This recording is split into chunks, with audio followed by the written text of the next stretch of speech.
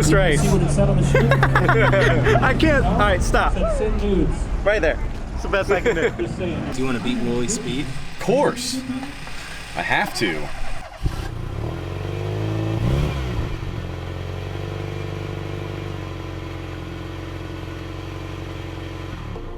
Day 2 of the journey, starting in Dallas. We overslept. Kind of looks like shit outside. Really foggy. And now we're going to get some breakfast. After 13 years, I'm kind of a seasoned veteran in the way that Wooley and just S3 in general does trips. And that's basically we get wherever we're going super late and we start drinking beer and we kind of do that until everybody's tired and then we pass out. And then I'm always the first one up in the morning because I try to get going and then I got to get these morons moving. I have a cool shirt idea. What? Well, we're listening to like this 90s hip hop, right? You know that song, I'm cool like that? I'm cool like that. Well, he said I spool like that. And we're gonna have like a little turbo with shades.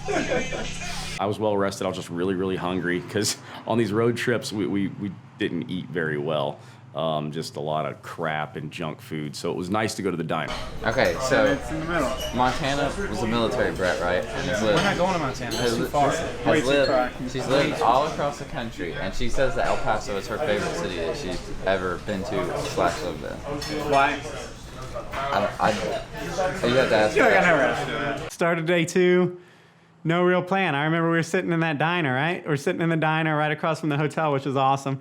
And we're still trying to map out on our phones which way we were going. We still didn't know if we were going to go towards Santa Fe, Albuquerque, or even further south towards El Paso. All right, well, so far, El Paso sounds on top. And it's like Mexico. Like, it's practically as Mexico. Why are you telling that to me? I'm just saying that. Why are you making eye contact with me? Telling me You say things like this, and then I get awkward, and I don't know how to respond to you. I mean, I got my passport. Most of you guys probably don't know Jonathan Wooley. The best way I can describe him is he is my brother, the brother that I never wanted. He is horrible at making decisions. The guy is lovable. I love him so much. But Jesus Christ, that dude can't make a freaking decision to save his life. So we're trying to decide whether we go like super south to El Paso and then kind of up through Phoenix tomorrow. And if he does, just wait. It's gonna change in about 45 seconds. Or do we go a little bit higher like Albuquerque or Santa Fe today? Super analytically, super like, okay guys, this is a logical choice, so we're gonna make this decision, and that's made. You know, he writes it in his little yellow tablet, literally. I think Albuquerque route, or Santa Fe, close enough, is going to put us on Route 66, which we've never done. Petrified National Forest, which we've never seen. Sedona, which is awesome. I make a decision and then I go, hang on though. You know, like it's constant. I know I do it. I know it's a flaw. I'm too old to change it. It's the way it is. That's what we got to do. Yeah, Yeah. That's it. done. You got Some milk. and then you got a little. But it always seems fun to get a bunch of people together, and the sweet spot's like 3, right? Like when you have 5 guys, somebody's always hungry, somebody always just ate something, somebody's always got to pee. It's always something. And everybody's kind of trying to make everybody else happy, you know, and so it ends up decisions don't get made, you know, and it's a lot of like, I don't know, man, whatever. So, yeah, you know, I mean, it gets frustrating, but I fully expected that. Feeling like a little restless. Like I want to go do something. Like Jesse's back there trying to find points of interest between, where are we? Between Dallas and Albuquerque. So Wichita Falls, Amarillo, we're trying to find some stuff to do. Don't even have to be like stuff we like. It can be like stuff we think is gonna totally suck. We just want to find something, you know, something weird. The tire rubbing sketched me out at first because we had just put the tires on right before we left, more or less. So there wasn't much time to see if it was going to be an issue or not, but I think it's barely rubbing. It's kind of just flush with the tire, so I don't think it's hurting anything. I was afraid it was cutting. You know, if it was like this kind of thing, here's tire, and you're doing that, bad news, but it's kind of like that. So it really wasn't a problem. You know, when somebody wanted to ride in the back, it kind of made me slightly uncomfortable. Like a lot of times, like Hunter would jump in the back of the Type R or something like that. And it's like, oh, there's more weight back there.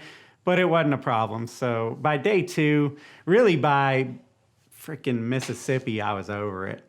So I kind of made the decision yesterday. It was like a conscious decision. I was like, look, I'm gonna stop trying to overthink this. I'm gonna stop worrying about all the what ifs and trying to control every little detail and be prepared. And I'm just gonna kind of like be a passenger, right? And go with it. Like, this week's gonna happen. And there's, you know, I mean, there's some things that we just gotta go with the flow on. And that's kind of one of them. So my plan is just show up, go drive down the track, and then go do it again a little faster and a little faster and a little faster and try and figure out, you know, the sweet spot of the car, really. This has got to be fun. Like, we're doing this to have fun. And right now, the stress is outweighing the fun, and I'm not going to let that be what this is about. Like, if we're just being totally truthful, like, I over worry about things. For example, getting out on track. This sounds stupid, but whatever.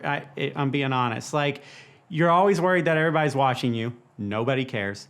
You know, nobody's watching you when you go down some half mile or some track or whatever. I'm always afraid that people are gonna be like, oh dang, that's the guy from S3 and he just did something fantastically stupid. Nobody cares. You know what I mean? Like, you gotta come to grips with the fact that no matter what you're doing, if it's mountain bikes, if it's cars, you don't start out good. You just don't.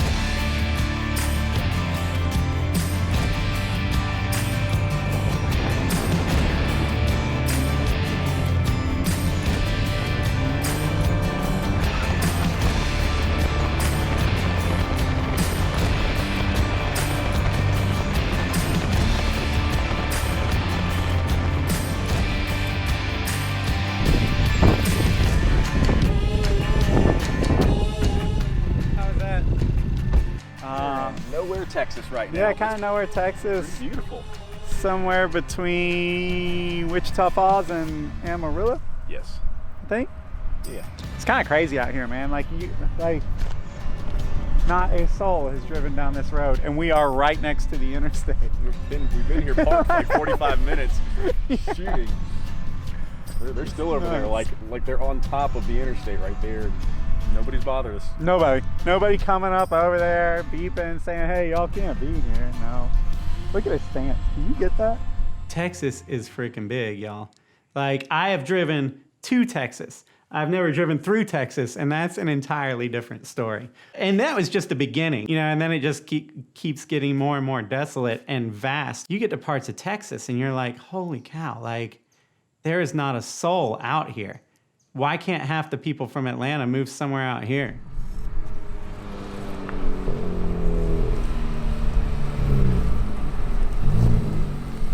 Where are we going next? We're going to Amarillo, Cadillac Ranch. Road's closed, pizza boy.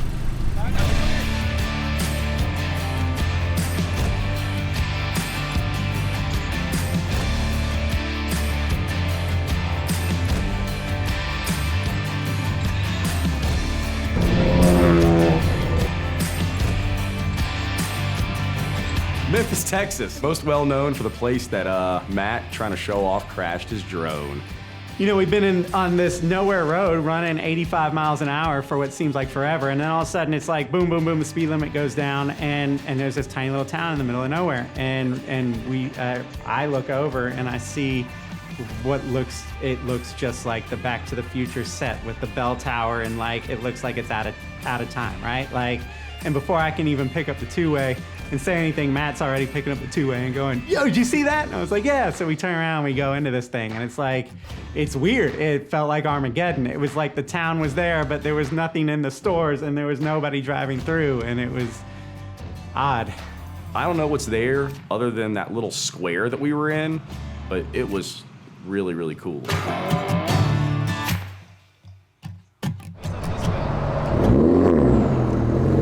He cannot stay out of that car. He absolutely loves that car. It's like when a kid gets a new bike. It's actually really cool to see Hunter's just pure joy for what's going on and for the car and for driving and for the adventure. And Hunter's a guy that, like, I might be exaggerating a little bit, but like he hadn't been out of Alabama, you know, like until he started working with us, he hadn't been on a plane. So like, it's so cool to see all of this through somebody's eyes that's seeing it for the first time. I thought he was gonna sleep in it last night. My car just gets going.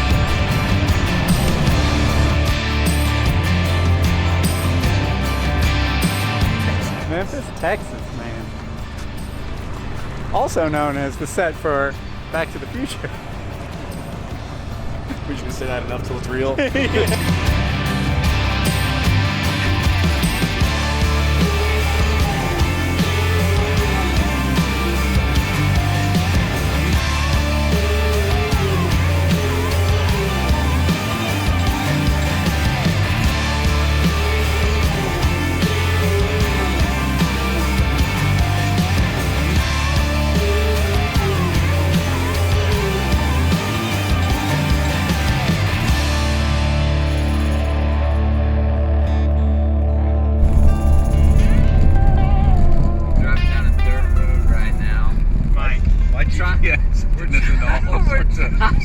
Cadillac Ranch. As you can tell by all the, it's a No dirt road. promises that Cadillac Ranch is actually down. So he put it in Cadillac Ranch, but apparently somebody got smart around here and made a Cadillac Ranch RV sales. And so we went there. Yeah. I don't want to do this. I think it looks like you guys are heading into right for heaven. Say what? He said it looks like you guys are heading into Rise or Heaven. He's not wrong.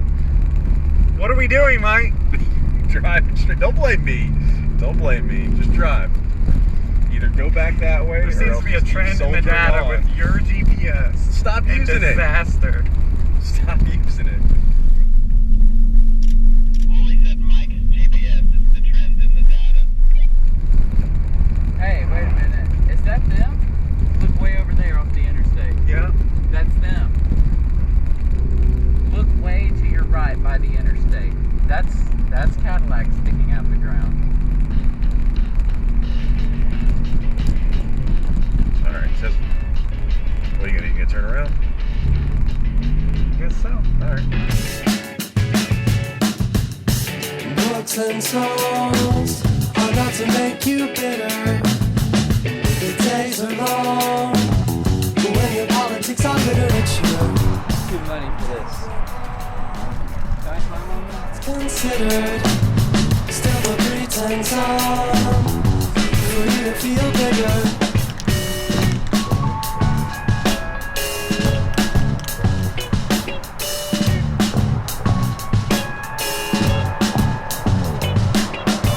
The Type R looks really cool from out here. There's no way I'm getting down from here without toasting my shoes. Ow! Oh! We don't really have workers' comp. Made it. Look at the mud buildup on my shoes, man. My dudes. Look at my dudes. It's beautiful. Is it? Yeah. Got like a single tear. Oh, there you go. One, two. How long has this been? I don't know, long enough to really cake some freaking paint up there. There's so much paint. So much It is paint. really pretty. I'm kidding. Huh? Kidding, it's a bunch of old Cadillacs stuck in the ground. I think it's cool. I mean, it is cool. No, I'm just using that. No. That blue, okay. It's definitely, I mean, I don't know. I'm sure all the locals are like, really? You went to Cadillac Ranch? Yeah, like seriously, you like, this was on your list. This is out was of it. anywhere on the entire But it is pretty rock and roll.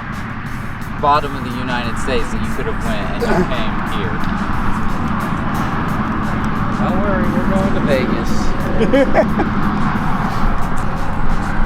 It is, I will say, it is something that I'm glad to have seen. Just because Yeah, you can say you saw it. And it's weird because it's never going to be the same. never. I mean, always honestly, look at the cars. The cars aren't even going to be here that much longer. It was a little bit of a disappointment. I mean, it was a little strange because we hadn't seen rain in days, but we all destroyed a pair of shoes while we were there. It was cool to go spray paint these super old Cadillacs, And it was cool. It was very, very artistic, the way that they were just in the center of a field. You can tell somebody took a backhoe or something and just dug it out and put those things in there. 4, 5, 6, 7, 8. That's the only way to do it. Whatever. Cadillac Ranch is cool, I guess. Like, if you're driving past it and you hadn't seen it, stop and see it. But bring some old shoes. Take it or leave it. I wouldn't go out of my way to see it. Calling out the wrong ride. No, keep calling out the wrong ride. Just telling myself it's Cadillac Ranch dirt, so it's kind of a story, right?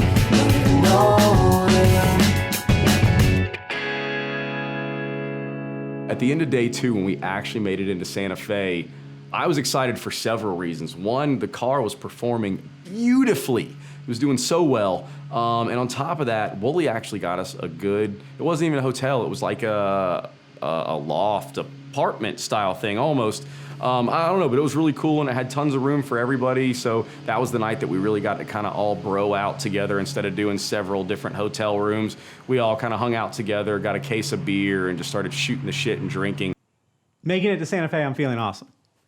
It's awesome. And by the time we got there, the hotel was awesome. It was like our hotel room was like 2 stories and like 2 different kind of master bedrooms and oddly cheap, and it was really cool place. Cadillac Ranch? Cadillac Ranch kind of sucked, but it was cool. Dude, it was cool. Listen, I'm glad I got to see Cadillac Ranch. We got a bunch of cool shots. It's really cool just kind of how, like, it's right off the interstate, but if you're standing at it, there's clearly nothing around you because it's in the middle of like a big, like in the middle of farmland. And I don't know, I always heard about it growing up. So it was cool to see. Huh. That's fucking And it's nice. done by an art group called Ant Farm. Not Alien Ant Farm. Uh-oh, what's that? It's turbo! Turbo! Get it. Where is it? Oh, STI, it's right here.